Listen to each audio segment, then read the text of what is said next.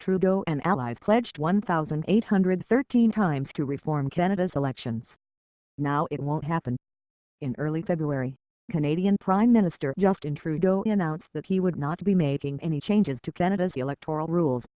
This might be a non-story if Trudeau and his supporters hadn't pledged 1,813 times to reform the system, according to an opposition party's count.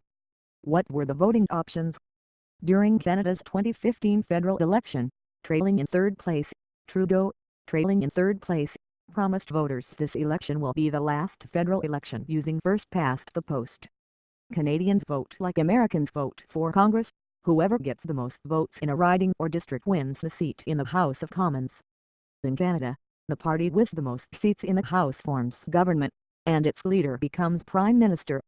Trudeau didn't commit to any specific reform but favored a ranked ballot system where voters would list their choices first, second, third, and so on. To win, a candidate would need a majority of the votes. Absent a majority of first-place votes, a candidate would win the seat if she won the majority of the first and second-place votes. If no candidate could claim a majority of first and second-place votes, then election officials would tally third-place votes, and so on. Ireland and Australia use variants of this system. In practical terms, this system would favor Trudeau's Liberal Party, which sits in the center of the Canadian political spectrum. Voters who don't rank the Liberal candidate as their first choice would likely vote Liberal for their second choice on the ballot, so a ranked ballot system would be in the Liberals' self-interest. The New Democratic Party (NDP), Canada's Social Democratic Party, proposed shifting to proportional representation, where a party's share of the House's 338 seats would be proportional to its share of the popular vote. Much of Western Europe votes this way. The NDP argued that proportional representation would make every Canadian vote count equally.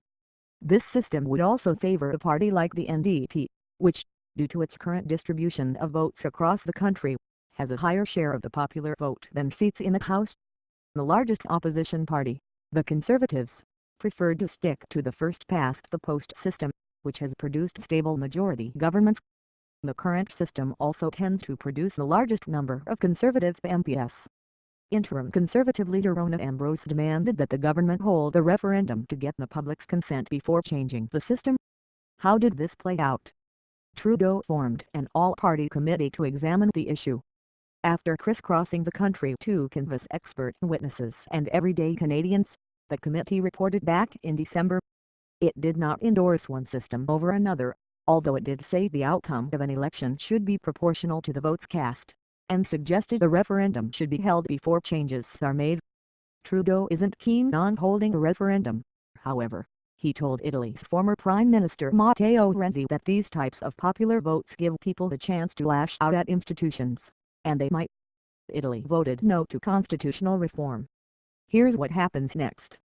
Canada has no agreed-upon rules for how to hold this type of referendum. In any case, what would the question be? Would there be a specific alternative to the current voting system? Would changing the system need a simple majority of 50% or another number? Would the measure need to pass in each province? What would happen if the English-speaking provinces voted in favor but Francophone Quebec voted against? What happens now? Trudeau reversed course and announced early this month that Canada will keep the first-past-the-post system.